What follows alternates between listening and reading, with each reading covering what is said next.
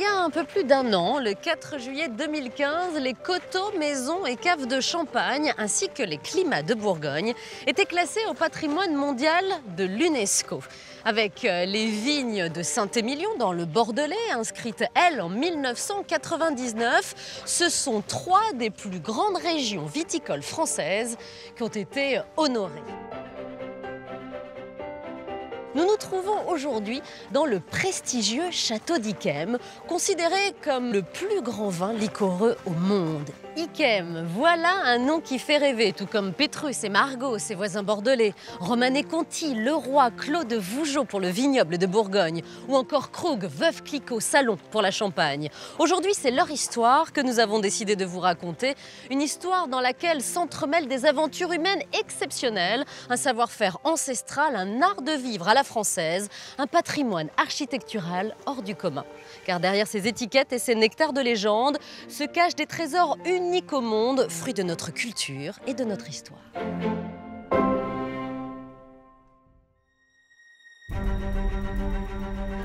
Ces trésors, nous sommes allés à la rencontre de ceux qui les cultivent et les préservent.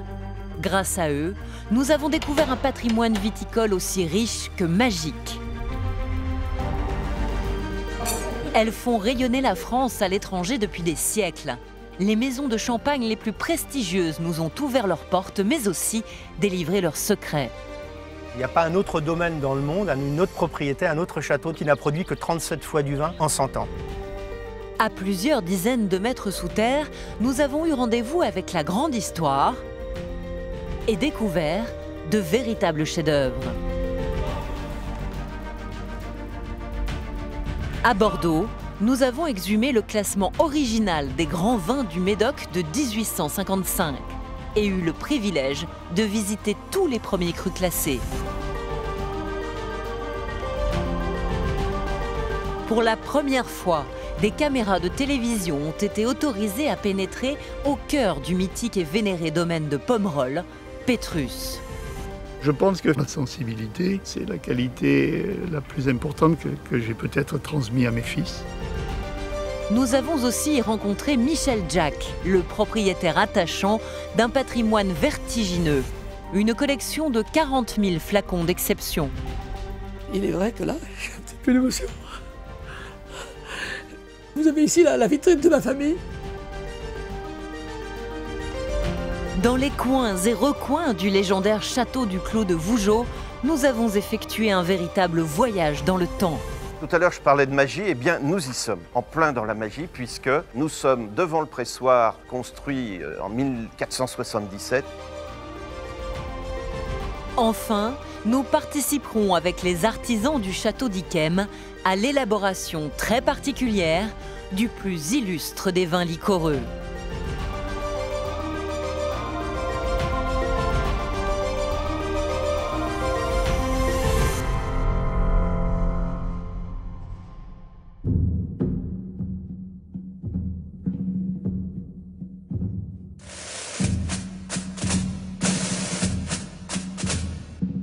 Première halte, dans un lieu aussi symbolique que prestigieux, le palais de l'Élysée.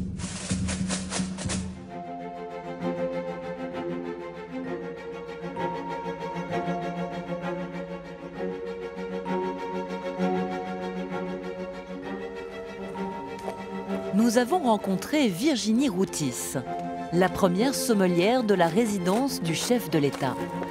Elle nous a ouvert exceptionnellement les portes d'une des caves les plus secrètes et les plus renommées au monde, qui conserve pas moins de 12 000 bouteilles.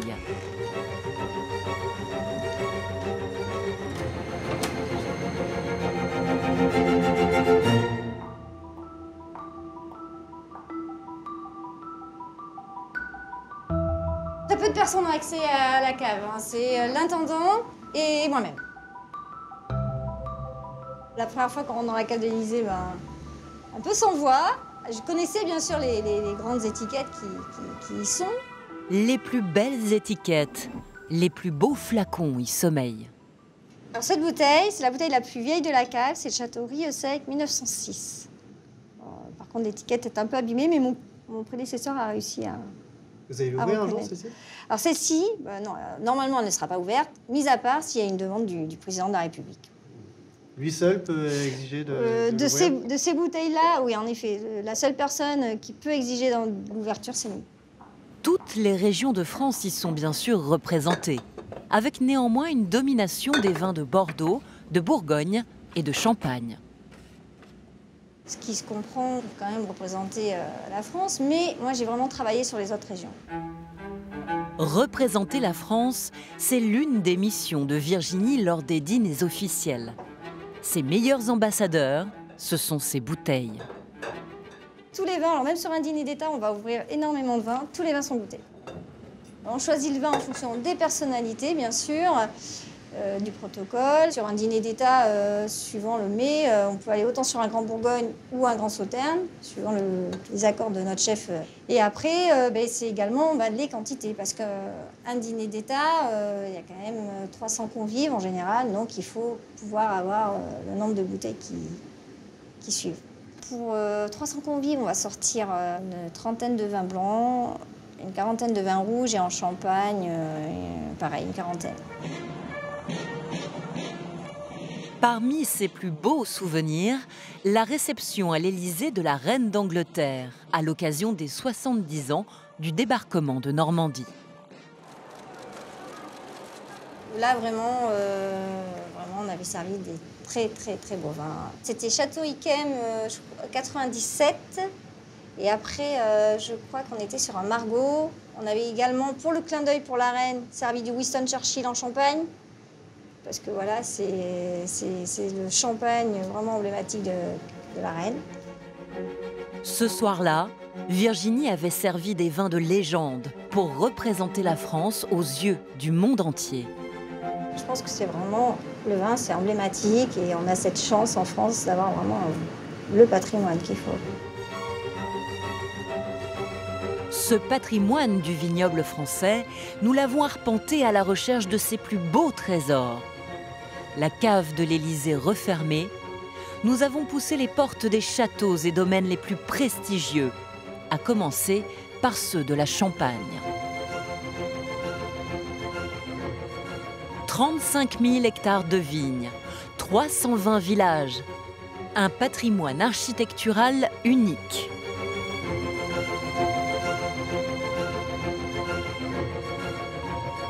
Des noms de légende.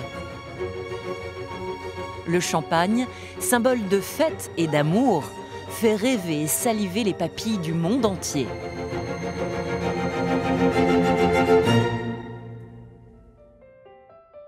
Mais d'où vient-il, ce champagne? Commençons par tordre le cou à la légende. Non, l'illustre Dom Pérignon n'en est pas l'inventeur. Jusqu'à la fin du XVIIe siècle, la Champagne produit des vins rouges à partir de raisins rouges et des vins blancs à partir de raisins blancs, mais de piètre qualité. Alors pour satisfaire et élargir leur clientèle, quelques champenois visionnaires et ingénieux, dont l'abbé Dom Pérignon, conçoivent un vin totalement inédit et de grande qualité. Ils assemblent plusieurs raisins issus de différents cépages, de différents crus et de différentes années. Ils affinent sa vinification pour maîtriser l'effervescence naturelle. Ils se fournissent en flacons mieux adaptés à la prise de mousse et fabriquent des bouchons hermétiques. Bref, ils inventent un vin nouveau qui va devenir l'un des fleurons les plus éclatants de la France à l'étranger.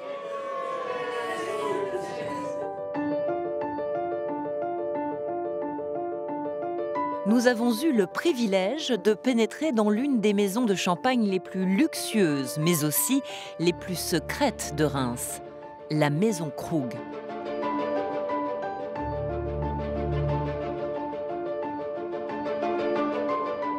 Krug, 4 lettres mythiques, un vin considéré comme la Rolls-Royce du champagne.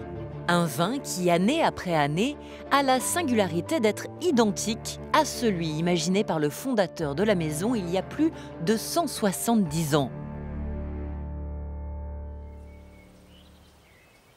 L'une de ses artisans, c'est Julie Caville. Ancienne publicitaire, elle a tout quitté il y a 15 ans pour accomplir son rêve, devenir œnologue. La maison Krug, c'était quelque chose d'un peu inaccessible. Pour en plus quelqu'un qui appartient à l'œnologie, c'était vraiment le Graal, travailler chez Krug. J'avais cette image de qualité sans compromis. Quand on regarde les notes qui sont attribuées depuis 20 ans, c'est toujours des notes extraordinaires, extraordinaires. Et en moi-même, je me dis, mais ça y est, c'est incroyable. Ça fait 4 ans que je rêve de ça. Je n'avais même pas imaginé que ça puisse se passer ici. J'y suis. Œnologue depuis maintenant 10 ans, pas un des recoins de la maison Krug n'a de secret pour elle. Julie nous invite à découvrir la chambre forte. Et nous voici dans l'âme de la maison. Le cuvier des vins de réserve.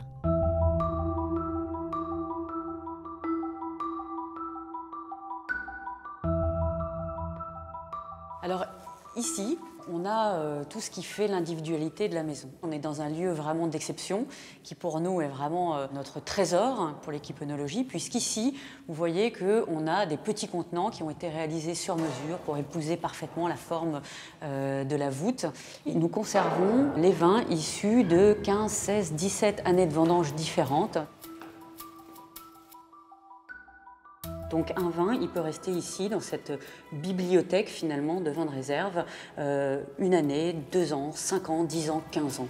Ce sont ces précieux vins de réserve associés aux vins issus de l'année en cours qui permettront de retrouver le goût authentique déterminé par le fondateur Joseph Krug en 1843.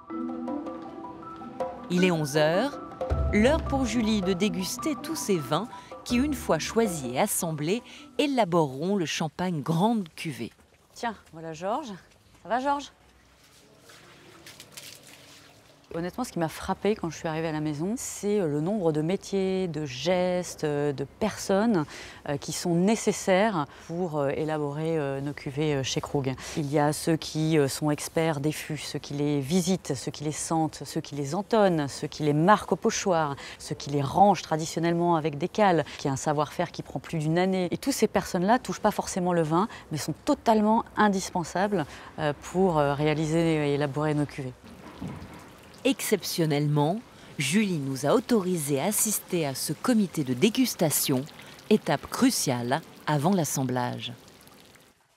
Alors voilà, c'est aussi là que ça se passe. Comme tous les jours, à 11 h, le comité de dégustation de la maison Krug se réunit ici pour déguster 15 échantillons. Alors Vos et Mieux, c'est notre parcelle qu'on a à l'entrée du Ménil-sur-Oger. Au total, Julie et le comité devront choisir parmi les 150 vins de réserve et les 200 vins issus de l'année en cours pour recréer le goût originel de Krug. Tous ces vins étant dégustés 2 à 3 fois, vous faites le calcul, plus le nombre de dégustateurs autour de la table. En général, on traite à peu près 4000 notes de dégustation pour arriver à l'assemblage de la grande cuvée. La grande cuvée, elle est recréée toujours avec 10, 11, 12, 13 années de vendanges différentes, entre 150 et 200 parcelles différentes. Et on dit qu'il faut à peu près 20 ans pour élaborer une seule bouteille de Krug grande cuvée. 20 ans pour élaborer une seule bouteille, entre 150 et 200 vins différents en un seul flacon. Une patience et une exigence qui justifient le caractère et le prix unique de ce champagne. Alors Maggie, aujourd'hui... C'est Éric Lebel, le chef de cave, qui dirige comme tous les jours la séance. Aujourd'hui, sont présents les membres du pôle œnologie, mais aussi les dirigeants de la maison, Olivier Krug et Margaret Henriquez. Voilà, donc tout le monde est prêt, les iPads sont calés. C'est parti, c'est bon? Excellent.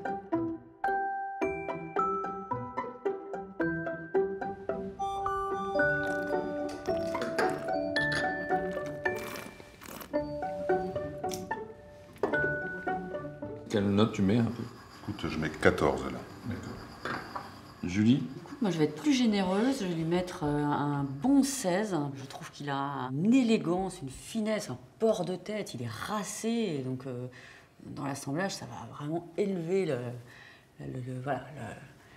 ça va relever le menton de ces chardonnays. Ces notes de dégustation, Julie les sauvegarde sur sa tablette.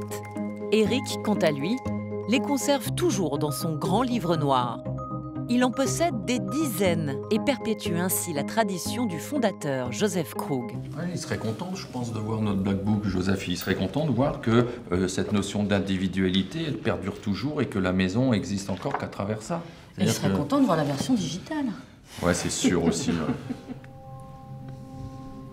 Et ce qui est extraordinaire, c'est qu'on a conservé... Olivier Krug, 6e génération de la famille, gardien de la maison, nous entraîne dans un salon privé qui abrite le livre originel de Joseph Krug.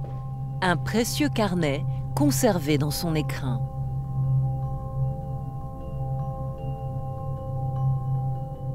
À la fin des années 70, mon grand-père a retrouvé ce carnet qui avait été rangé dans un coffre par son propre grand-père presque un siècle plus tôt.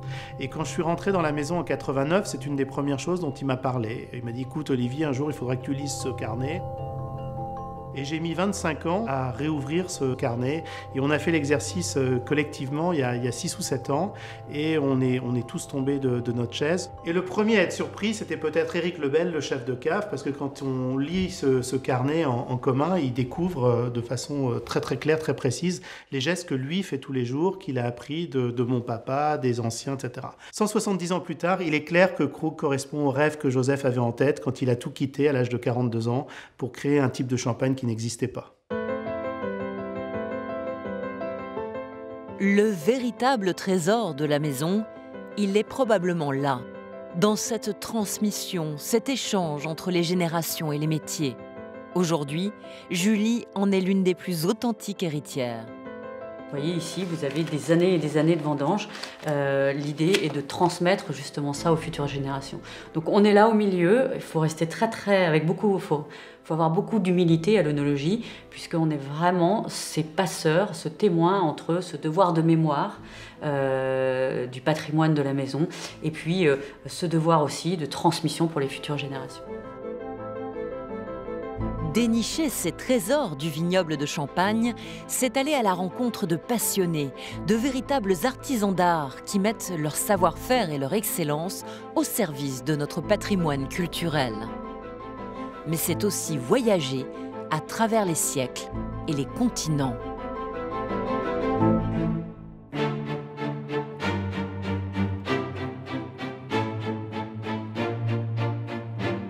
Son nom évoque un certain art de vivre à la française. Il est le 2e champagne le plus vendu dans le monde et illumine depuis bientôt 250 ans les réceptions les plus fastueuses, le champagne Veuve Clicquot. Nous avons pu accéder aux arcanes de la maison pour découvrir comment ce champagne a représenté la France aux 4 coins de la planète pendant plus de 2 siècles.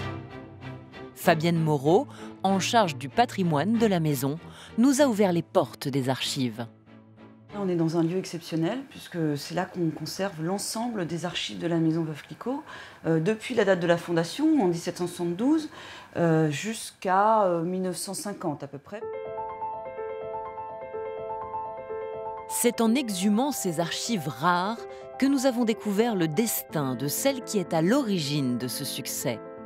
Barbe Nicole Ponsardin, une bourgeoise de Reims devenue veuve à 27 ans et qui va avoir l'audace de reprendre les rênes de la maison familiale fondée par son beau-père, Philippe Clicquot.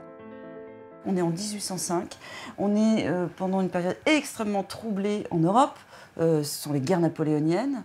Les récoltes n'ont pas été extraordinaires du tout dans les années qui précèdent. Et là, on découvre un personnage extraordinaire de détermination, d'intelligence, de vision, parce qu'on est à une époque où le champagne, c'est encore un produit un peu expérimental.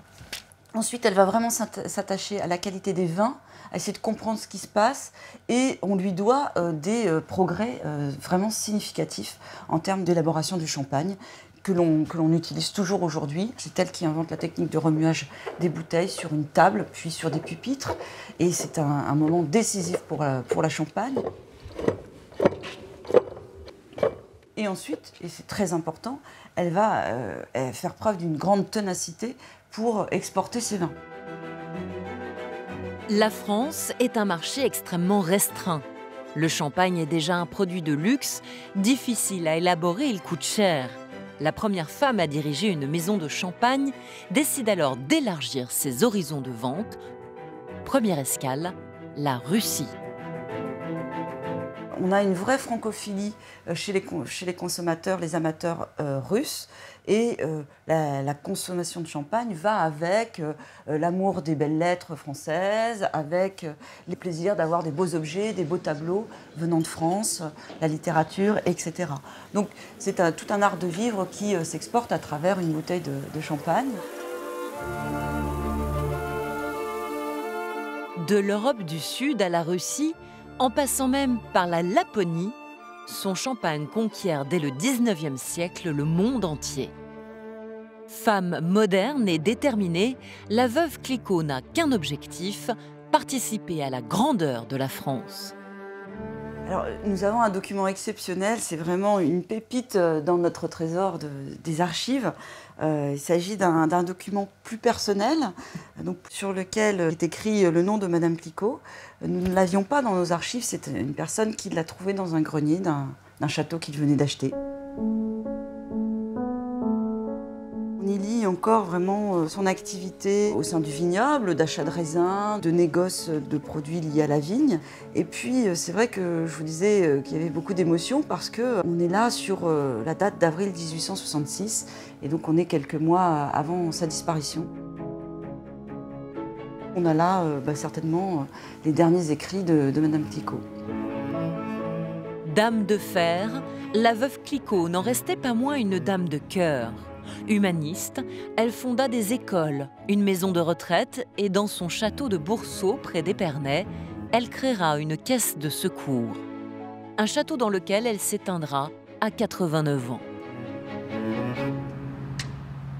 La maison de champagne perpétuera ses valeurs tout au long du XXe siècle. Fabienne Moreau nous invite à les découvrir dans un endroit tout à fait mystérieux, à plusieurs dizaines de mètres sous terre.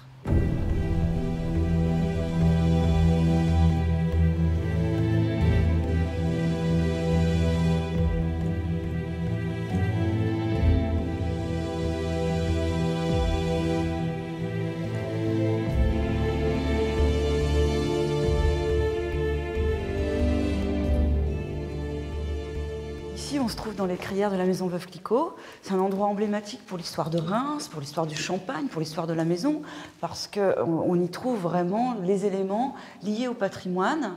Donc les premières crayères ont été creusées à l'époque gallo-romaine, à Reims. Les blocs de craie étaient extraits pour pouvoir construire les remparts qui fortifiaient la ville. Celles où on se trouve aujourd'hui sont plus du Moyen-Âge, du XIe, XIIe siècle.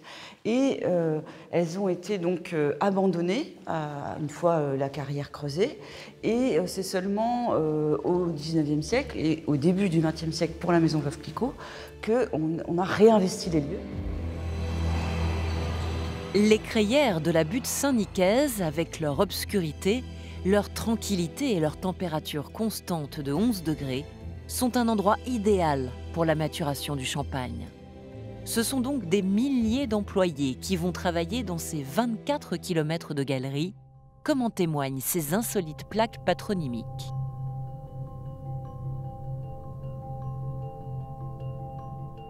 En fait, c'est vraiment un hommage rendu à la fidélité de ces personnes de la maison. Donc la plaque porte le nom de ce salarié, de sa date d'entrée, sa date de sortie dans la maison et le dernier métier qu'il a exercé. Parce que généralement, un jeune peut rentrer à 14 ans et terminer sa carrière comme chef d'atelier, chef bouchonnier, remueur.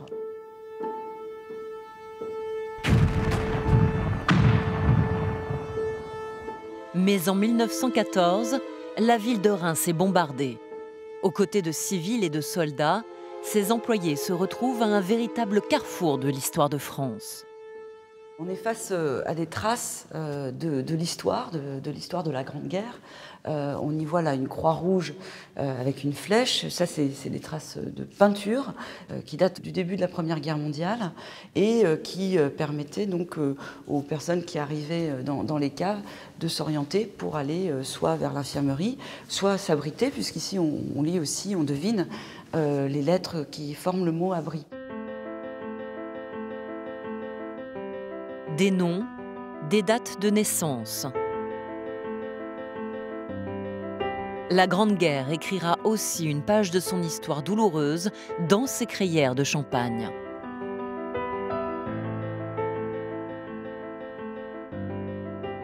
C'est une vraie émotion de pouvoir aussi conserver les traces de cette histoire. Quand on traverse ces crayères, eh bien, on sent en effet qu'on est face à un patrimoine qui dépasse évidemment la ville de Reims. Véritable cathédrale souterraine, les crayères de la butte Saint-Nicaise abritent de multiples trésors de notre histoire. Sous l'impulsion d'une autre grande dame de la Champagne, le vin se fait alors œuvre d'art.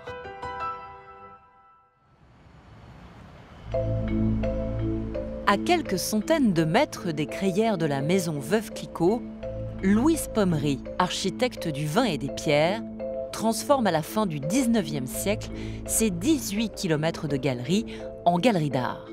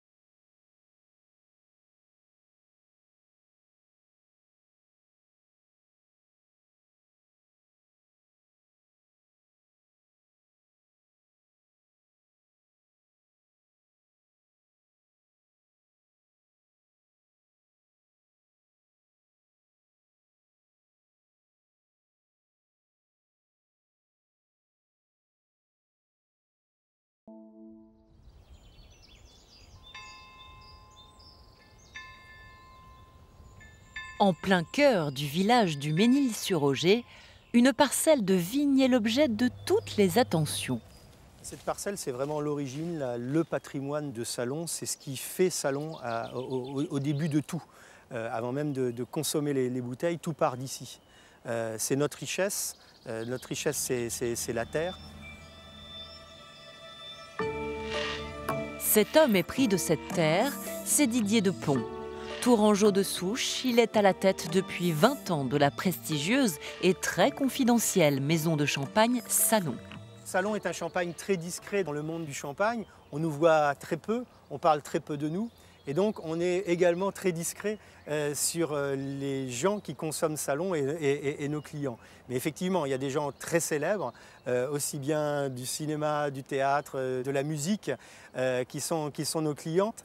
Salon fait partie de ces 5-6 vins, 10 vins peut-être dans le monde qui sont recherchés par les collectionneurs et que l'on trouve également dans les ventes aux enchères à des prix qui s'envolent totalement. Salon est unique en Champagne. Par son prix, aucune bouteille n'est vendue à moins de 400 €. Mais surtout par son absence d'assemblage. C'est un mono-terroir, la Côte des Blancs, un mono-cru, le village du Mesnil-sur-Oger, un mono-cépage, du chardonnay, un mono-millésime, les vins d'une seule année. Aux côtés de Didier de Pont, nous allons faire partie des rares privilégiés à découvrir les secrets de cette légende de la Champagne. Une légende créée par un homme en 1905, Eugène Aimé Salon. Monsieur Salon a dit « Je ne vais faire du champagne qu'à base de chardonnay ». C'est le créateur du blanc de blanc. Chardonnay venant d'un seul cru, d'un seul village, le Mesnil-sur-Oger, là où on se trouve aujourd'hui. Et je ne ferai du champagne, je ne produirai du champagne uniquement lorsque ça sera une très grande année à millésimer, sinon je ne ferai rien.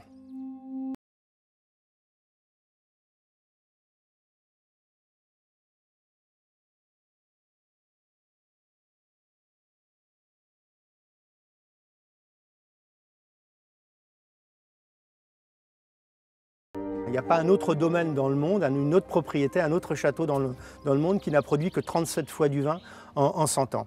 Et puis pour corser encore un petit peu l'affaire, M. Salon a dit « Je vais garder mes vins, les faire vieillir dans la cave minimum 10 ans. On peut imaginer que si on fait un millésime 2016, il sera disponible en 2030, effectivement. Salon a créé le premier champagne de garde. Un champagne qui se déguste avec parcimonie. Pas plus de 60 000 bouteilles sont produites par an. Ils sont donc rares, ceux qui ont déjà goûté ce champagne d'exception. Aujourd'hui, Didier en a invité certains à déguster quelques millésimes.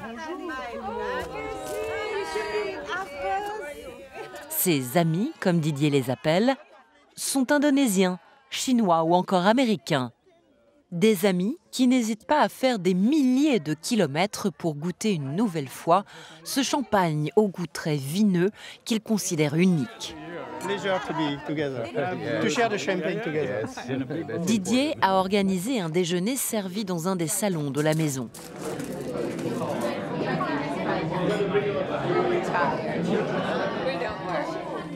Nous avons rencontré Félix, qui vient de Pékin. Il a fait plus de 8000 km pour venir au Ménil-sur-Oger. Je travaille dans la publicité. Mes amis travaillent dans l'automobile ou dans la musique. Enfin, on n'est pas dans le métier du vin, en fait. Mais on aime tous le vin, la façon de vivre à la française. Parce que le champagne de Salon, c'est un champagne irremplaçable par sa qualité, la recherche de la pureté. Voilà, c'est quelque chose qu'on ne trouve pas dans d'autres champagnes. Salon est de plus en plus connu en Chine. Maintenant, on le qualifie comme, soi-disant, le Hermès de Champagne. Ariel, quant à lui, est argentin. Son premier souvenir avec Salon, il s'en rappelle comme si c'était hier. C'était une découverte extraordinaire. Quand on aime le champagne, on sait qu'on aime un produit qui est fait d'une manière particulière et il y a certaines caractéristiques qui sont propres au champagne. Mais quand on connaît Salon, on voit qu'on est dans un autre monde. On est ailleurs. C'est extraordinaire. Salon aujourd'hui, c'est le résultat pas seulement de la recherche de l'excellence, de la qualité du vin, mais c'est aussi le respect de cette tradition. Pour venir déguster ça, je crois que ça vaut la peine n'importe quel voyage en fait. La tradition dont parle Ariel, nous l'avons découverte lorsque nous avons délaissé les hôtes de Didier le temps du déjeuner. Au détour d'une cave, nous avons croisé Jérémy. Ce jour-là, il était en charge du remuage, une étape qu'il réalise comme autrefois. La fonction consiste à remuer les bouteilles tous les jours pour faire descendre le dépôt par gravité, pour que le dépôt vienne se loger dans le goulot de la bouteille, dans un petit bidule en plastique, qui après ensuite, à la fin du remuage, sera dégorgé manuellement. Par jour, Jérémy peut remuer jusqu'à 50 000 bouteilles. Ce que je parle avec mes amis, c'est que j'ai la chance de remuer des bouteilles qui sont assez exceptionnelles et qui ne sont pas à la portée de tout le monde au niveau achat. Une fois remué, Jérémy devra pratiquer le dégorgement à la volée, comme autrefois. Voilà l'étape du dégorgement. Donc le remuage a été fini. 3 semaines que la bouteille a été remuée. Donc toujours le goulot vers le bas. On va placer la pince juste devant la capsule. On tape un petit peu la bulle que j'ai oubliée. Pour qu'il n'y ait qu'une bulle au cul de la bouteille. Et là, tranquillement, on va venir faire monter la bulle. Et là, dégorger. Et là, on évacue toute la boue qui est dans la bouteille. Et là, on se retrouve avec une bouteille claire. Une élaboration traditionnelle et unique qui séduit donc les amateurs bien au-delà de nos frontières. Thank you so much. À l'étage, le repas s'achève. Comblé, les invités remercient chaleureusement leur hôte. Salut. Ouais. Salut Félix. À très bientôt. Merci beaucoup. Merci pour tout. À bientôt. Ciao. Merci. C'était un grand moment de partage, parce que quand on fait les vins que nous faisons, en fait, nous les faisons pour les partager. On a entendu le son qui montait, des gens heureux, des gens souriants et des gens qui repartent avec une belle idée de la Champagne, une belle idée de Salon et une belle idée de la France. Salon, une légende méconnue devenue pourtant l'un des fleurons du patrimoine viticole français.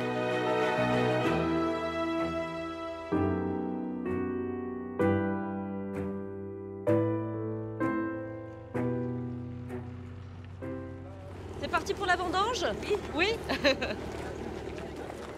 Alors avec vous, Francis Mayer, nous sommes de retour dans les magnifiques vignes de Château d'Yquem. C'est un jour vraiment très particulier puisque ce sont les vendanges ici à Château d'Yquem. Et ce sont des vendanges très particulières parce que vous ne faites pas la vendange comme tout le monde, si j'ose dire. Vous attendez un petit champignon. De quel champignon s'agit-il? Alors il s'agit d'un champignon très commun. C'est un des plus grands ravageurs de la vigne. C'est le Botrytis cinerea, qui chez nous à Sauternes peut arriver à ce stade extraordinaire de pourriture noble, justement, de raisins confits. Pourquoi? Parce que l'eau s'étant évaporée, le sucre concentré, on va arriver à un potentiel de 20-21 degrés d'alcool. Et c'est le degré dont on a besoin pour faire du Sauterne. Alors du coup, ces récoltes vous obligent, j'imagine, à avoir un rendement très faible? Le rendement, au final, est extrêmement faible. À Yquem, on produit en fait un verre de vin par pied de vigne. C'est ce grain rôti que vous allez vendanger. Pour vous, ça, c'est la perfection? Absolument.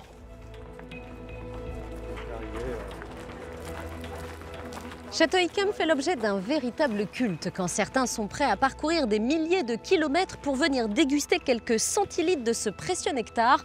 D'autres sont prêts à investir toutes leurs économies pour acquérir un flacon, un souvenir, une histoire.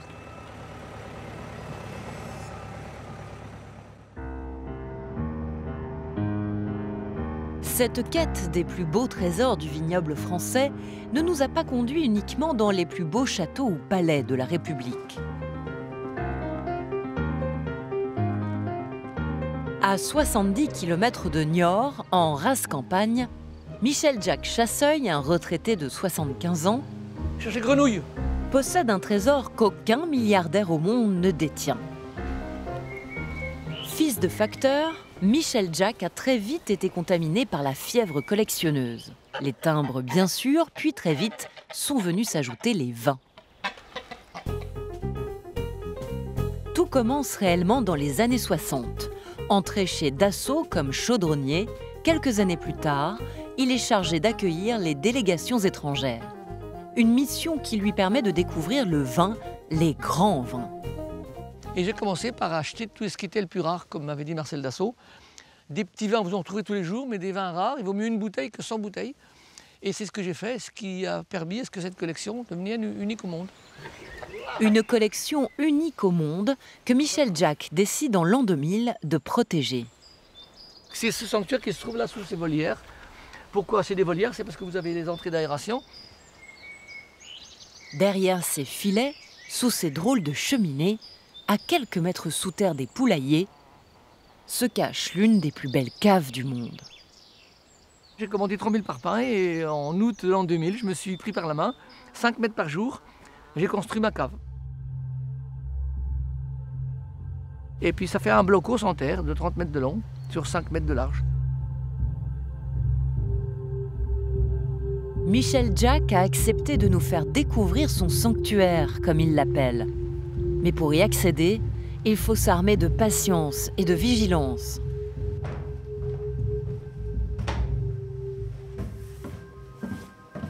Après avoir descendu un abrupt escalier, éviter les pièges que Michel-Jacques y a placés, traverser une cave, ouvert une porte blindée, démonter un mur de parpaing, traverser une nouvelle cave et emprunter un obscur tunnel,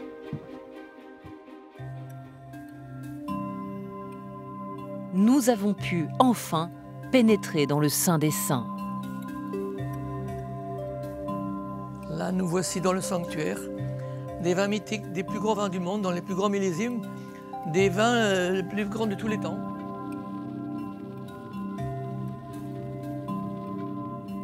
Vous avez les grands champagnes, Salon, les vins de la vallée du Rhône. Là, vous avez tous les grands Châteauneuf-du-Pape, Château Rayas, Henri Bonneau. Ensuite, nous arrivons vers la Bourgogne, les Montrachet, tous les Montrachet des 13 producteurs. En face, vous avez les grands vins de Bordeaux, premier grand cru classé 1855, Mouton Margaux, Lafite Aubryon, dans les grands millésimes 61, 82, 90, 2000, 2005, 2010. Et j'ai par exemple un siècle d'Yquem depuis 1900 jusqu'à nos jours, dans les plus vieux millésimes 1811, 1847, 1921, les vins mythiques, et parallèlement au Grand Blanc liquoreux, tous les Pétrus depuis 1945.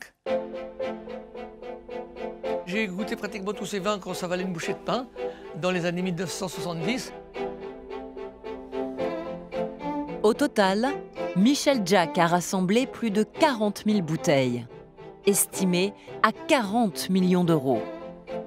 Et derrière chacune de ces bouteilles, derrière chaque millésime, Michel Jack a une histoire à raconter.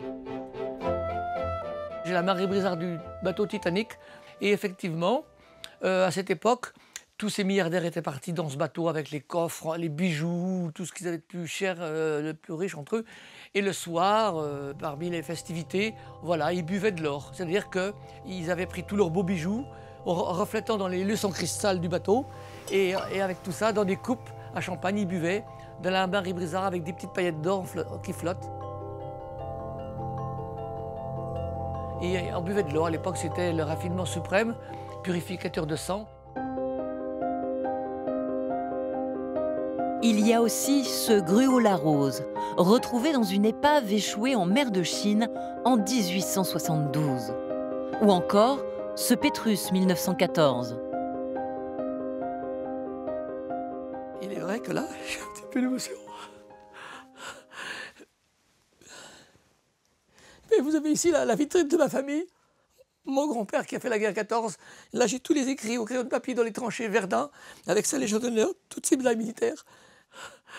Il était cafetier licence 4. Mon père, facteur, qui payait les mandats dans sa sacoche en vie, en bicyclette. Il payait les mandats dans les fermes. Et c'est vrai, c'est peut-être grâce à cette famille, à mes parents, mes grands-parents, que je suis là aujourd'hui, en toute simplicité, humble, que finalement, tout est possible sur Terre si on a la volonté. Et pour leur rendre hommage, j'ai donc trouvé les deux vins mythiques rouges et blancs de France, Château Yquem et Pétrus 1914, car mon père est né en 1914. Tous les murs de la cave de Michel Jack sont recouverts de noms de légendes. Alors forcément, sa collection attire la convoitise des plus grands amateurs du monde entier. Il y avait un dîner de gala de 400 personnes et à côté de moi, j'avais un Chinois qui gagnait 1 million d'euros par jour. Alors effectivement, à la fin du repas, je vois ce monsieur qui sort son carnet et qui me fait un chèque, 50 millions d'euros.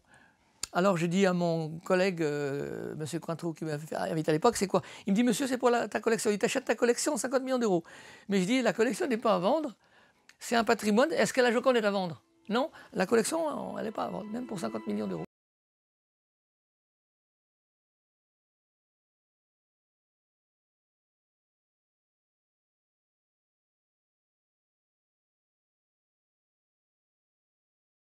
C'est le patrimoine pour les générations futures qui doit être conservé et qui ne peut pas être considéré comme collection parce que collection, c'est trop passion, privé, personnel.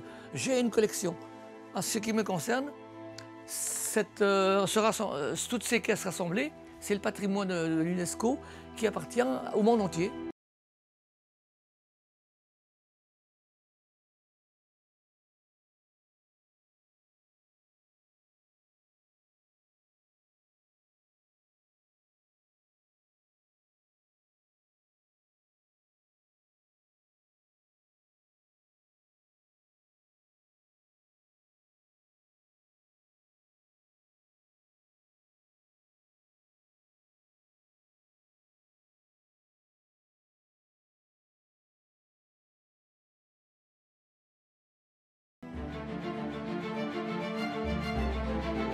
Pour commencer, un peu d'histoire. Si la présence de vignes dans la région remonte à l'Antiquité, ce n'est qu'au XVIIIe siècle que vont s'affirmer les grands vins de Bordeaux. Révolu le temps de ce vin coupé à l'eau, vendu en barrique et que développait dès le XIIe siècle Aliénor, duchesse d'Aquitaine et reine d'Angleterre. Au XVIIIe siècle, place à la splendeur, à la qualité et à la bouteille en verre, idéal pour bonifier les vins et offrir toute leur noblesse. Des nouveaux vins qui font une entrée retentissante à la cour de Louis XV. On se déplace même de l'autre côté de l'Atlantique pour déguster et élire ses vins bordelais préférés. En 1787, le futur 3e président américain Thomas Jefferson, en visite dans la région, tombe littéralement sous le charme enivrant de 4 vins: Château Margaux, Château Lafite, Château Latour et Château Aubryon. C'était, sans le savoir, anticiper sur un classement qui serait établi seulement en 1855 et qui, de nos jours, continue de faire référence.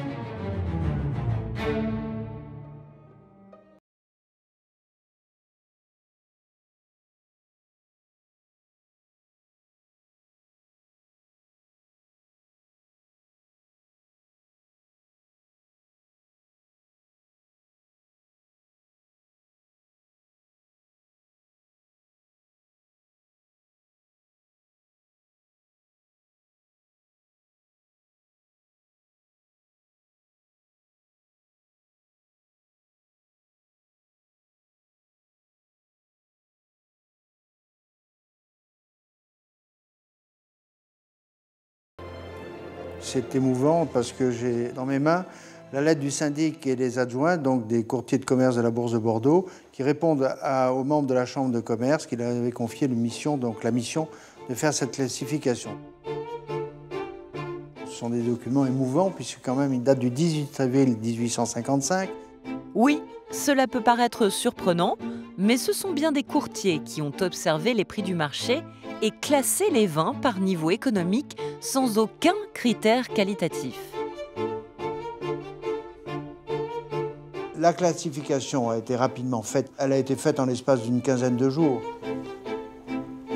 Alors ici, vous avez la liste des premiers crus, la liste des deuxièmes crus, la liste des troisièmes crus et des quatrièmes et des cinquièmes crus. Voilà. En tout, 61 crus ont été classés.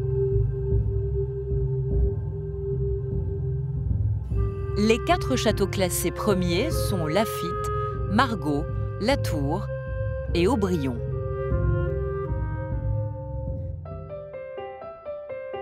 Aubryon, un vignoble connu pour être l'un des plus anciens de la région bordelaise. De par ce classement, il est aussi l'un des plus prestigieux. Aux côtés de son actuel propriétaire, le prince Robert de Luxembourg, nous avons découvert les secrets de sa longévité. Aujourd'hui, c'est vrai qu'Aubryon est le vignoble le plus ancien de la région. On pense qu'il y a eu des vignes ici plantées entre 40 et 60 après Jésus-Christ. Il y a beaucoup de familles qui se sont suivies. Il y a celle qui a le plus marqué l'histoire d'Aubryon, clairement, c'est les Pontac. Pontac, un nom qui va marquer l'histoire des plus grands vins de Bordeaux, à commencer par son domaine, bien sûr. À la fin du XVIIe siècle, à une époque où tant de guerres font rage, il faut pouvoir stocker le vin. Arnaud III de Pontac fait alors la synthèse de différentes techniques et invente ce que l'on appelle aujourd'hui les vins de garde. Avant cela, les vins s'appelaient les clarets, les clairets, qui étaient plus des vins du style que nous avons d'ailleurs toujours ici à Bordeaux aujourd'hui. C'était une façon, je pense, de protéger le vin et aussi de mettre l'accent sur des vins tels que les vins d'Aubryon qui étaient vraiment marqués par une qualité à part. À titre exceptionnel, le prince Robert de Luxembourg nous a autorisé à découvrir ces techniques toujours utilisées 3 siècles plus tard dans le chai du château Aubryon. La première d'entre elles, le brûlage du soufre pour assainir les barriques. Puis le soutirage, qui en transvasant le vin, le débarrasse de ses impuretés.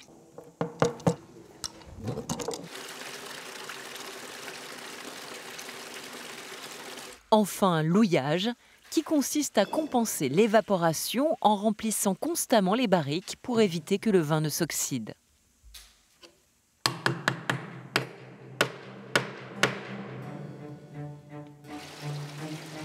Ce qu'Arnaud III de Pontac invente, ce sont tout simplement les vins d'aujourd'hui.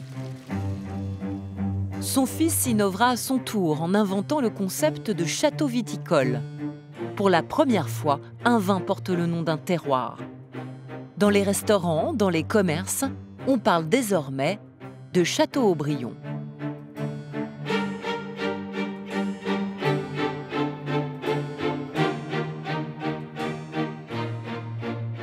Chateaubriand, par cela, est peut-être la première marque de luxe du monde.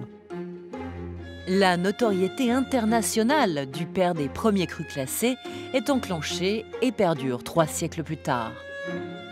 Certains millésimes de Château-Aubryon peuvent aujourd'hui s'échanger à près de 3 000 €.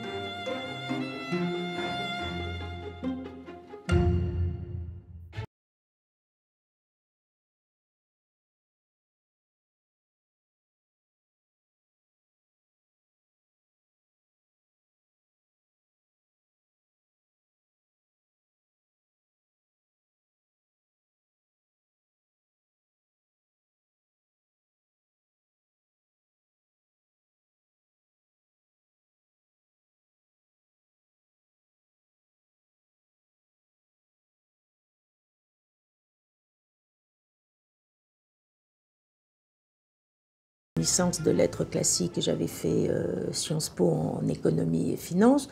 J'avais une petite justification, mais je n'y connaissais rien au vin.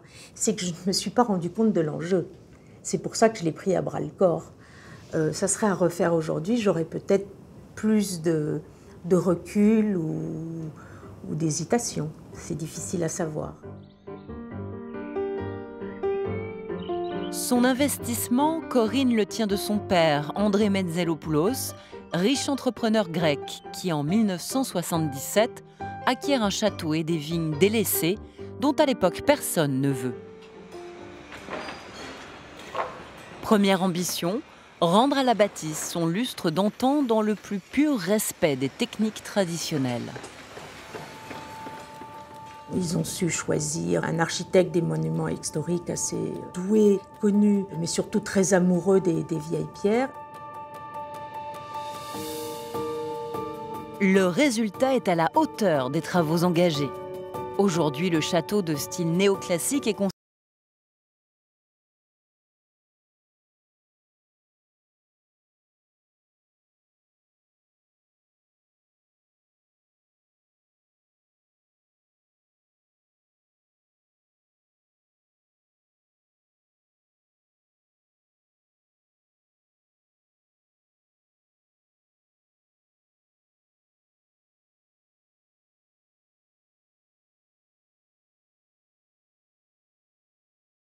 Il ne s'agissait pas d'améliorer, il s'agissait de remettre Margaux à son niveau qu'il avait perdu à cause des grands millésimes et du manque d'investissement. Héritière et véritable ambassadrice du château Margaux, Corinne Metzelopoulos porte ses crus de légende jusqu'aux plus grandes tables de la planète. Vous êtes au service de Château Margaux. Ce n'est pas Château Margaux qui vous rend service ou qui. C'est nous qui sommes obligés d'être dans sa longue histoire, un petit bout finalement. Nous passons par hasard. Et si je peux dire au moment de partir, j'espère le plus tard possible, que je n'ai pas failli à cette tâche, que en tout cas je ne l'ai pas abîmée. Parce que l'améliorer, est-ce qu'on peut encore? Je ne sais pas. Un passage éphémère pour rendre un vin éternel. Le défi quotidien de Corinne Metzelopoulos est colossal. Pour mener à bien cette tâche, Corinne s'entoure d'une équipe de véritables passionnés. Depuis 4 ans maintenant, Jonathan Ribera est le tonnelier maison, ou plutôt château. À 38 ans, il est l'un des derniers tonneliers à travailler au sein même d'un château viticole. Quand j'avais 17 ans, j'ai mis les pieds dans une tonnellerie et j'ai plus voulu en repartir. Et on devient tonnelier par amour du métier.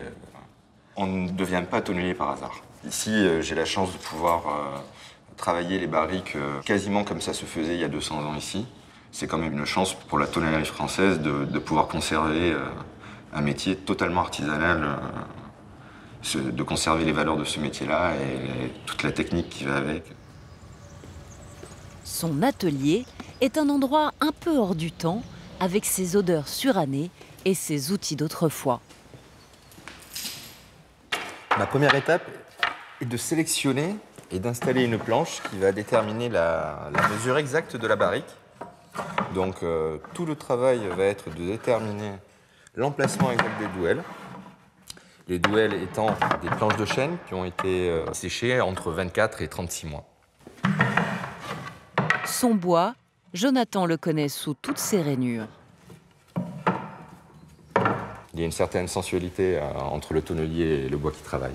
Le contact du bois est très doux, c'est une matière noble. De s'imaginer que ce bois-là est peut-être bicentenaire. Les douelles posées, Jonathan les rassemble dans des cercles de montage. En véritable homme orchestre, il prépare alors à l'aide d'une chasse et d'un marteau ce qu'on appelle une rose. Mais tout son savoir-faire, Jonathan va l'exprimer dans une prochaine étape nécessaire pour la qualité du vin, la chauffe. Là, j'ai préparé mon brasero de manière à chauffer la barrique. La chauffe est le moment le plus important de la réalisation d'une barrique. C'est la chauffe qui va révéler les tanins des douelles, du bois. Et suivant l'intensité de chauffe, on va obtenir un impact différent sur le vin qui sera dedans. Tonnelier, ou quand travailler le bois devient travailler le vin. Je réalise une chauffe qui a été déterminée par le maître de chai par rapport au travail qu'il veut réaliser sur les barriques. On peut obtenir des odeurs de moka, il peut y avoir des goûts toastés. Une chauffe légère peut ramener des choses beaucoup plus douces, beaucoup plus feutrées, des odeurs de pain grillé. Donc à l'aide du capestan qui est au sol, je vais resserrer la barrique au fur et à mesure de sa montée en température.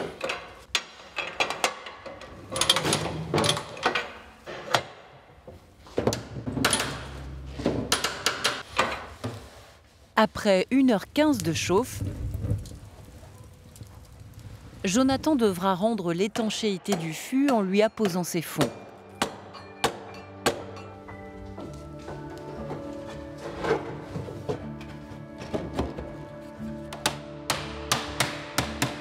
En une journée, il réussira à fabriquer 2 barriques. Protecteur de cette tradition, Jonathan espère bien à son tour transmettre ce savoir-faire séculaire et contribuer ainsi au prestige de Château Margaux.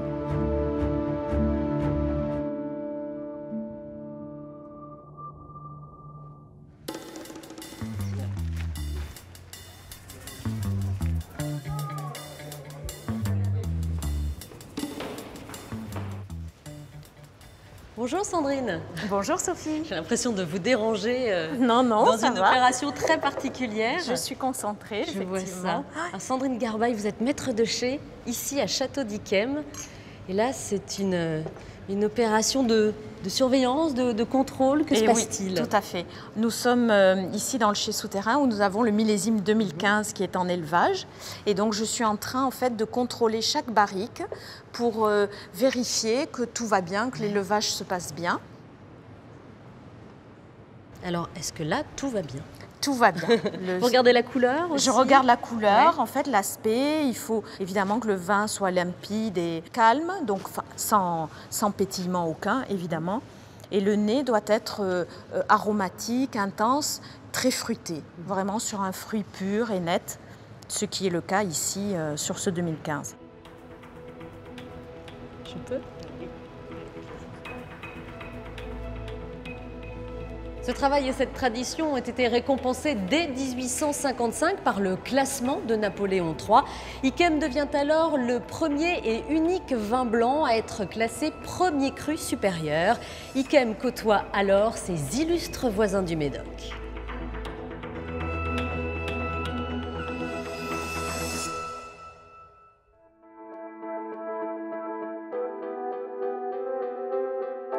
Notre chasse au trésor dans le vignoble bordelais se poursuit avec en guise de carte routière de luxe ce fameux classement de 1855. Après Aubryon et Margaux, nous nous sommes arrêtés un instant dans les 3 autres premiers grands crus classés de Bordeaux. Château-Latour et son vignoble de 750 000 pieds au bord de la Gironde. Château Laffitte Rothschild, dont le château du XVIe siècle est classé monument historique.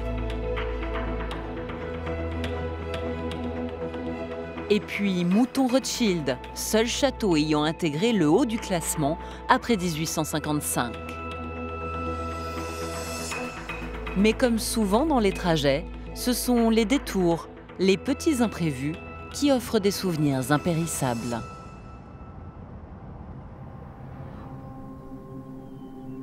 Non classé en 1855 et pour cause, il n'est pas situé en Médoc mais à Pomerol. Courtisé, vénéré même, il est l'un des porte-étendards de ce que la France offre de plus raffiné à l'étranger. Fermé aux visites, jamais exposé aux caméras de télévision, son domaine nous a été exceptionnellement ouvert. Pétrus.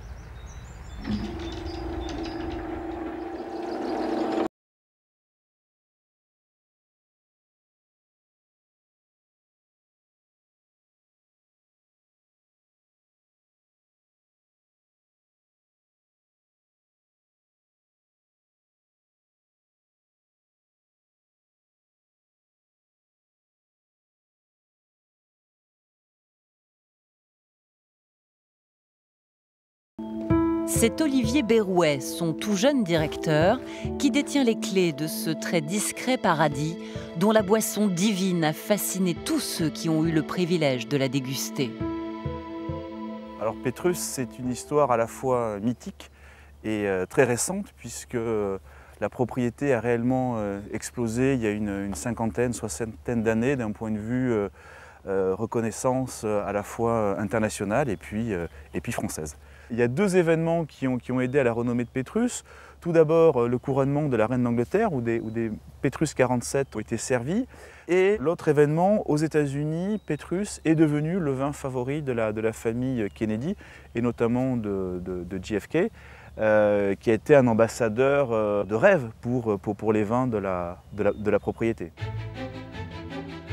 Une histoire récente, donc, qui est l'œuvre d'une femme, Madame Louba, propriétaire de Pétrus au début du XXe siècle, et de son partenaire Jean-Pierre Moueix.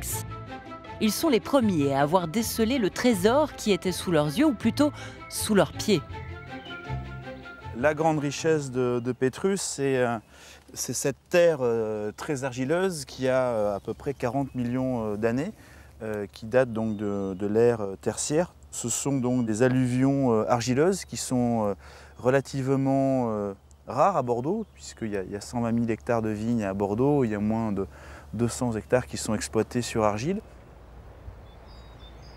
Pétrus, c'est en quelque sorte une exception dans l'exceptionnel. Alors forcément, Olivier porte une attention toute particulière à ce vignoble d'à peine plus de 11 hectares. Ces grands terroirs, il ne faut pas les brutaliser. Il faut les travailler avec beaucoup de douceur, il faut essayer de les comprendre, ça prend beaucoup de temps. Donc il y a un travail mécanique du sol qui est réalisé pour permettre à ces argiles de respirer, de permettre aux racines de s'installer bien en profondeur. Ces argiles, qui assurent un drainage unique de l'eau, sont entretenues, choyées même, jour après jour, par Olivier et ses équipes. Donc on a la chance d'avoir des hommes qui travaillent sur la propriété depuis un nombre important d'années et qui savent comprendre, qui savent à quel moment intervenir. Ça va, tout va bien? Oui, pas de maladie, rien du tout, vous n'avez rien, pas de pourriture? Pétrus, c'est donc l'histoire d'un sol exceptionnel. Un sol, mais pas seulement. L'homme que rejoint Olivier, c'est son père, Jean-Claude, œnologue chez Pétrus pendant 44 ans. Ça va? À la retraite depuis 2008, il reste néanmoins le mentor et le conseiller éclairé d'Olivier. Chaque fois que Olivier me le demande, et si les idées de son vieux père lui sont utiles, alors là, je viens. Cicadelle, à Tursan. Dans le Tursan, oui. C'est vraiment un échange que l'on a en permanence. Donc lui, grâce à son demi-siècle d'expérience sur la propriété, donc moi, son expérience nourrit mes réflexions pour toujours faire progresser le vignoble, le vin, et toujours aller vers une qualité, une recherche de qualité permanente. Vous savez, un cru, c'est une identité, c'est une personnalité, c'est une typicité, et chaque cru est unique. Donc, Tout l'art des responsables, c'est de protéger et de faire exprimer cette identité, cette originalité. Pétrus, c'est une rencontre entre un cépage, le merlot, et un sol, l'argile, qui est quand même unique, en tous les cas, à Bordeaux. Sa qualité remarquable et remarquée dans le monde entier, Pétrus la doit peut-être aussi à la valeur des hommes qui la façonnent. D'abord, il faut être modeste, être humble, être curieux, très observateur, mais être d'une grande sensibilité également pour bien décoder, pour bien diagnostiquer la matière première. Moi, j'ai baigné dans mon éducation familiale dans la sensibilité. Alors, je pense que finalement, c'est la qualité la plus importante que j'ai peut-être transmise à mes fils.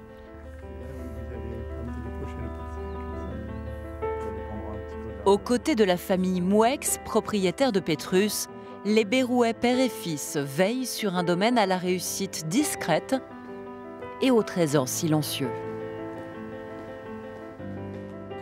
On a la chance de travailler sur un lieu qui est mythique, avec un produit qui est absolument extraordinaire et qui nous procure un plaisir, des sensations, des émotions immenses. Et on met ce vin-là dans une bouteille et on sait qu'elle sera partagée à 10 km d'ici, 100 km, 10 000 ou 20 000 km d'ici. Des personnes vont partager ce moment de plaisir avec leurs amis, leur famille. Et on met du bonheur, de la joie en bouteille quelque part. Ce jour-là, aux côtés d'Olivier, nous avons partagé bien plus qu'un hectare.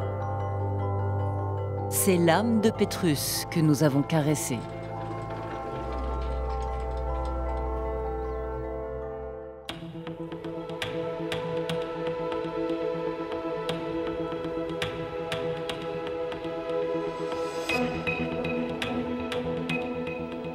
Bonjour Pierre.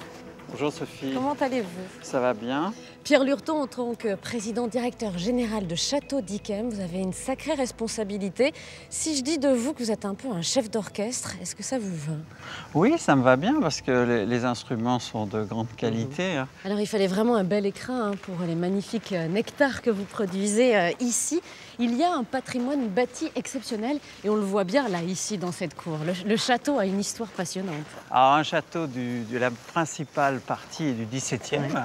Les murs autour sont du XVe. Et là, vous avez un magnifique chai de vieux millésimes d'Yquem qui se trouve là et une maison qui nous permet de recevoir le monde entier. Et déjà, dans l'histoire, Thomas Jefferson, dans les années 1780, était venu ici et avait trouvé le lieu magique et le vin incroyable. Et on avait acheté 300 bouteilles. Donc, vous voyez, on est vraiment dans l'histoire avec Yquem et on traverse le temps. Il y a ce côté intemporel de ce lieu d'excellence que j'ai la chance de pouvoir partager avec une équipe merveilleuse. Si vous deviez me parler des 3 grands millésimes d'Yquem, vous choisiriez lesquels? Il y a le millésime 67, 37, 21. Il y a les millésimes 1893, vendangés le 31 août. Les plus grands millésimes, ils sont à venir, hein? Mais bien sûr. Bien sûr.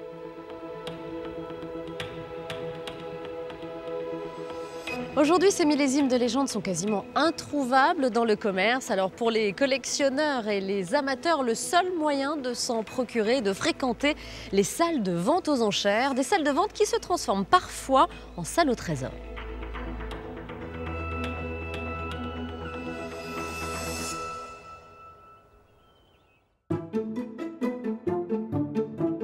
À plus de 600 km du château d'Yquem, dans des hangars de la banlieue parisienne, près de 3000 bouteilles de vin d'exception attendent de trouver leur nouveau propriétaire. Ça, c'est Lafite 70.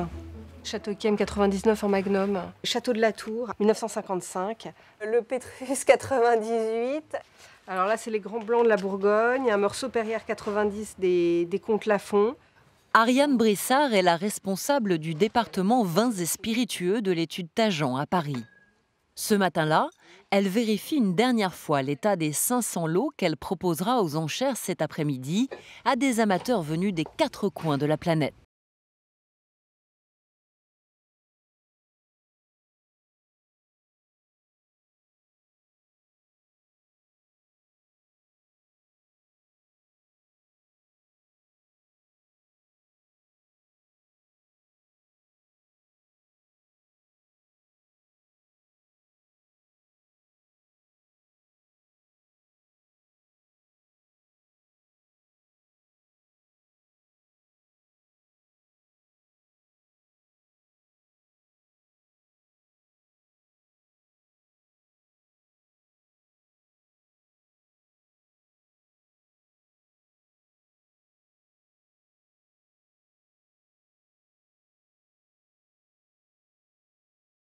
qualité aussi importante. On a près de 200 bouteilles en caisse bois d'origine. Il y a 12 millésimes qui suivent.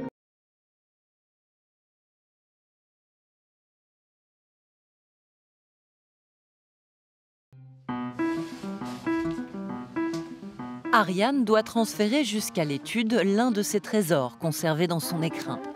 Une caisse du domaine de la Romanée-Conti, millésime 2005. Une mission délicate.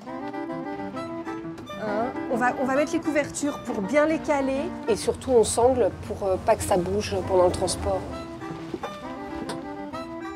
Et moins les bouge, mieux on se porte.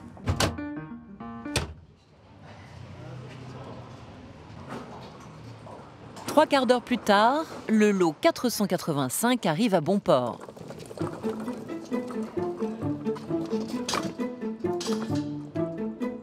Alors que les premiers acheteurs prennent place dans la salle, Ariane et son équipe vérifient les derniers ordres d'achat passés par téléphone ou Internet. Il est 14 h, la vente démarre. Je vais pouvoir vous souhaiter la bienvenue pour cette vente consacrée aux grands vins et spiritueux. La vente a été préparée par Ariane Brissard. 60. Et les premiers coups de marteau du commissaire-priseur résonnent dans la salle. Adjugé 260. Elle a adjugé 150. Cette jeune femme, c'est Paulina Popova. D'origine russe, cette grande amatrice de vin français espère remporter pour un de ses clients une de ces fameuses caisses du domaine de la Romanée-Conti. 13 bouteilles par caisse, estimées entre 12 et 20 000 euros. 26 500, 27 500 avec Mario. Les enchères s'envolent. 28 000 sur Internet. 29 000. Notre lot 485 exposé dans la salle atteint des sommets. 30 000. 31 000. Allez, 31 500 euros. Adjugé 31 500 euros au téléphone. Il est 19 h et la vente se termine. Ariane a de quoi avoir le sourire. Les 12 caisses du domaine de la Romanée-Conti ont trouvé leur nouveau propriétaire et vont bientôt voyager à Hong Kong, Los Angeles ou encore Moscou. C'est vraiment un des joyaux des vins français. Et parce que c'est ce terroir qui est microscopique et on fait des grands vins sur des grands terroirs. Et c'est la chance qu'a la Romanée-Conti. C'est un terroir exceptionnel. Et Paulina ? Paulina aussi a le sourire. Le lot 485 lui a échappé, mais elle a obtenu une caisse de 2007 à un peu plus de 25 000 euros. Paulina repartira en Russie avec bien plus que des bouteilles. En fait, c'est pas que l'étiquette, c'est pas que Grand Château. En fait, derrière, c'est l'histoire, c'est le sol, c'est le tiroir, c'est tout ce qui est autour de vin. Moi, j'organise de temps en temps les voyages gastronomiques pour les clients, aussi particuliers. Et justement, quand elle arrive en France, tout d'abord, il faut goûter le vin. Il faut goûter le vin, il faut goûter le fromage. Je pense que c'est comme la Tour Eiffel, en fait. Mais pourquoi Paulina voue-t-elle une passion, un amour immodéré pour ces vins de Bourgogne ? Nous avons pris une dernière fois la route pour dénicher ces trésors qui, en Russie et ailleurs, font la grandeur de la France. Direction le sud de Dijon et les grands crus de la Côte de Nuits.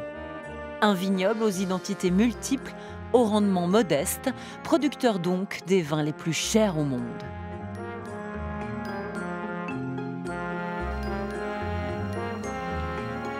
Au beau milieu des vignes, nous avons rencontré Vincent Barbier, le grand maître de la confrérie des chevaliers du Tas-de-Vin, chargé de promouvoir et préserver la culture viticole bourguignonne. Je suis né dans le vin et dans une famille qui était dans la confrérie du Tas-de-Vin. Mon grand-père a été un des fondateurs, mon père a continué, donc je me devais de continuer. Notre lieu de rendez-vous, Vincent le connaît par cœur. Ça a été un terrain de jeu quand j'étais tout petit, et puis aujourd'hui c'est un instrument extraordinaire, c'est un patrimoine formidable. Quand je rentre au château, je suis ailleurs. Je pense que tout se passe bien. Je crois que le château est magique. Le château dont Vincent parle n'est autre que le château du Clos de Vougeot.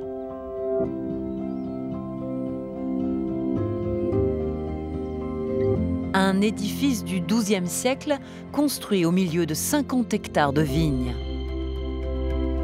Un grand cru que se partagent aujourd'hui 80 propriétaires.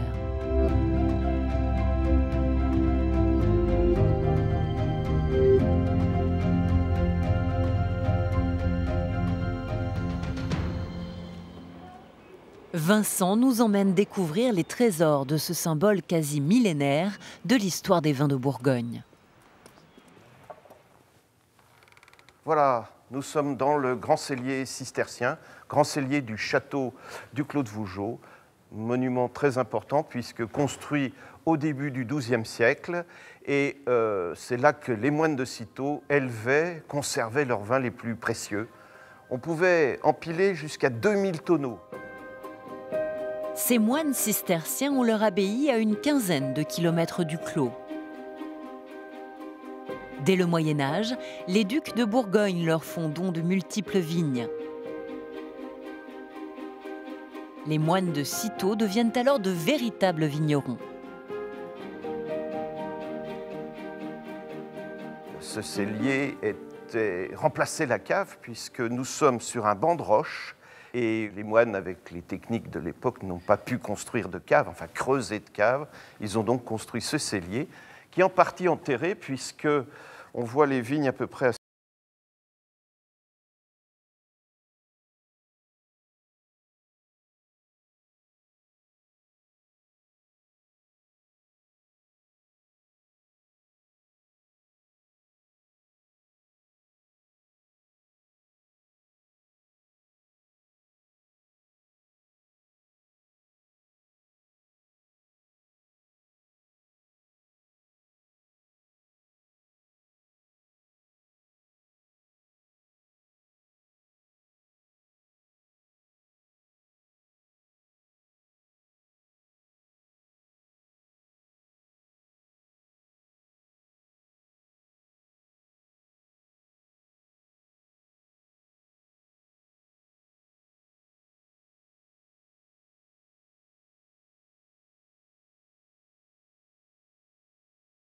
et les grands vins de Bourgogne, puisque les moines avaient le savoir et la durée.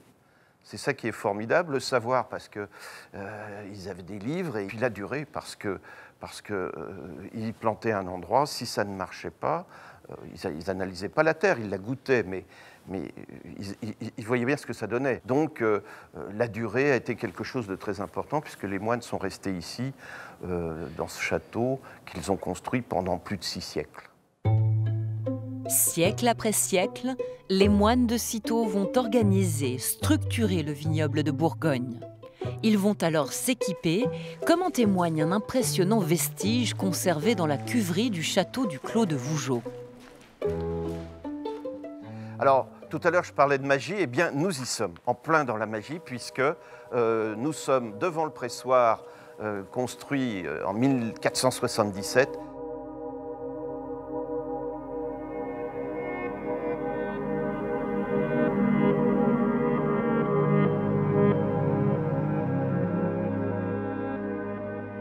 Près de 6 siècles plus tard, ce pressoir est toujours en activité. C'est des chênes de la forêt de Cîteaux qui ont été coupés, ils avaient 250 ans. Ils sont restés encore 200 ans dans l'eau, parce que c'était le meilleur moyen pour les garder imputrescibles après. Ils ont séché et ils ont été mis en œuvre. Donc on va dire, la tradition raconte que ce sont les chênes qui ont été plantés, on va dire à l'époque de Charlemagne, en l'an 800. C'est une partie d'Histoire de France, bien sûr. Cette histoire de France, les moines de Cîteaux vont continuer à l'écrire en érigeant à côté de l'édifice du XIIe siècle un manoir Renaissance. Confisqué à la Révolution au titre de bien national, le château du Clos de Vougeot sera transformé, abandonné, puis restauré au gré de ses nouveaux propriétaires. Madame, messieurs, nous sommes très heureux de vous accueillir au sein de notre... Aujourd'hui, ce joyau architectural est le siège de la confrérie des Chevaliers du Tas de Vin. Près d'une fois par mois, Vincent Barbier y officie avec son habit de grand maître pour introniser de nouveaux membres. Par Bacchus, dieu du vin, et par Saint Vincent, patron des vignerons, nous vous armons Chevaliers du Tas de Vin. 12 000 chevaliers au total, dont la moitié d'étrangers, tous animés par ce goût pour un patrimoine unique aux couleurs de la Bourgogne.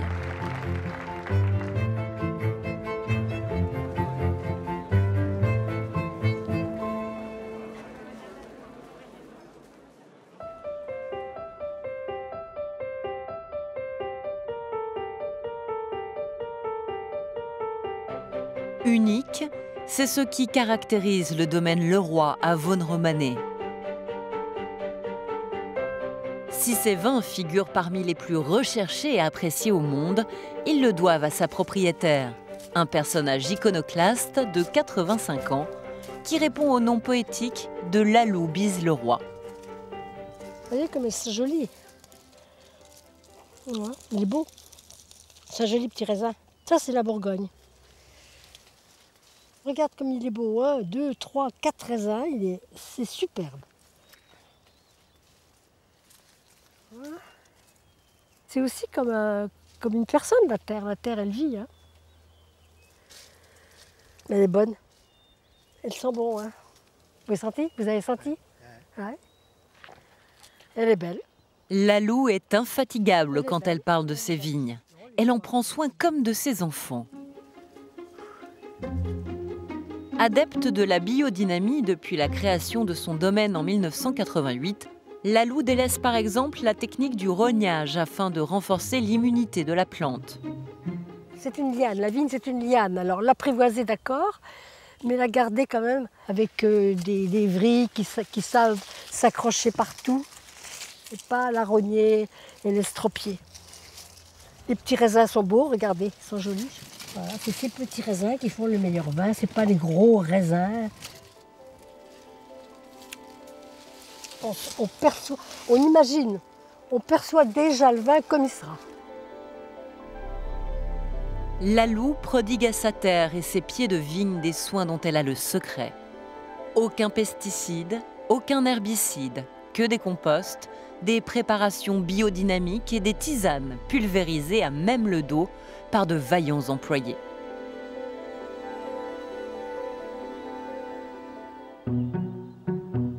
Lalou nous invite à découvrir une pièce inhabituelle chez un vigneron, son officine. Derrière, eh bien, ce sont toutes mes tisanes, mes décoctions, enfin, les plantes qui me servent tout au long de l'année.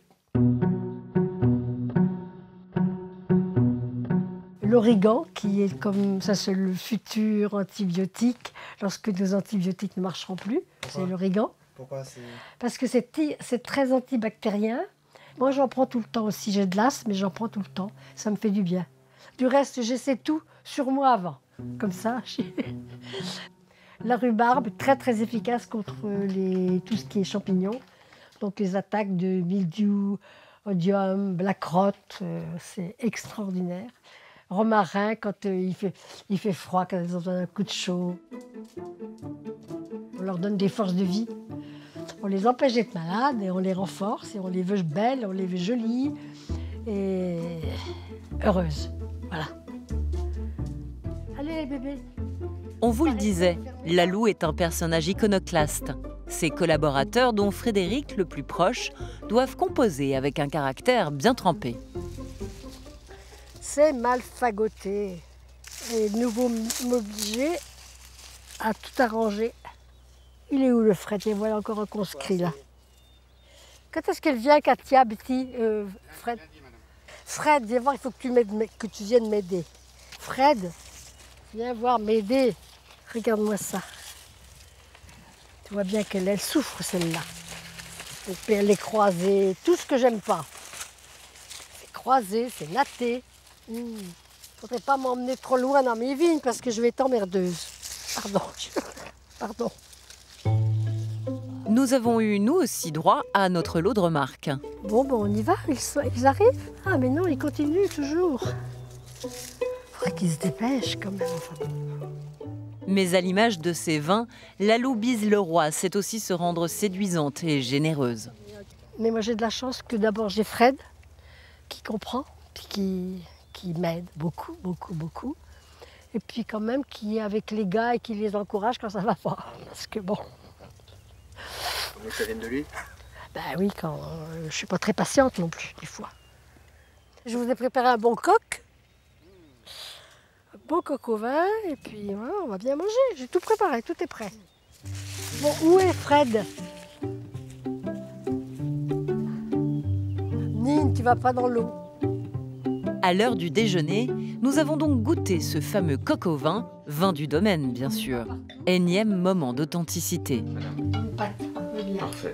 Tu bois de la sauce parce qu'elle est bonne, la sauce. Je te jure qu'elle est bonne. Vous voyez comment ces deux grands crus sont bien différents. C'est magique.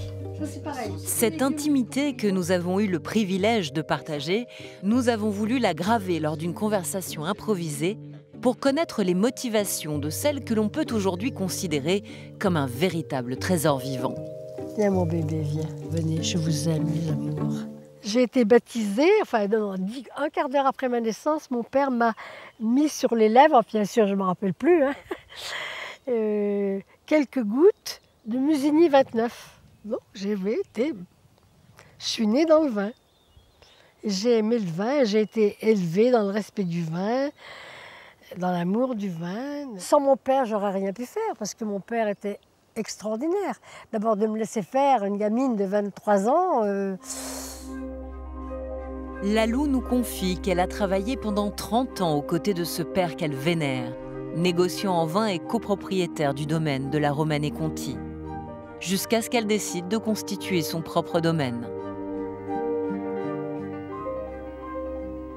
Ce que je savais, c'est que je voulais produire des vins tels que je les rêvais depuis toujours, tels que je les ai cherchés tout au long de ma carrière. Un vin, ça reflète son village, les habitants du village, le passé du village. Et voilà. Le vin est le miroir de l'homme. Tout à fait. C'est ça. Avec son humilité paysanne, Lalou Bise-Leroy n'aimerait certainement pas contempler ses vins. Elle y verrait pourtant de véritables chefs-d'œuvre que le monde entier brûle de déguster. Toutes mes dégustations, ça a toujours été à la gloire de la Bourgogne. Pas forcément à la gloire de Leroy, à la gloire de la Bourgogne. Vraiment. Vraiment. Parce que c'est énorme. Je me rends bien compte que c'est énorme comme patrimoine.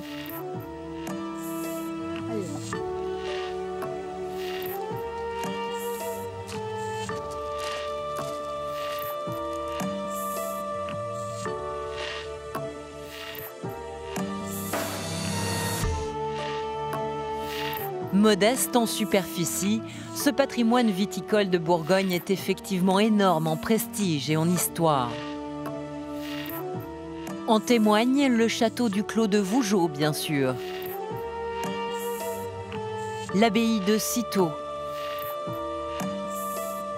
le palais des ducs de Bourgogne à Dijon, ou encore les hospices de Beaune, dont les illustres ventes aux enchères rassemblent les touristes et amateurs de vin du monde entier.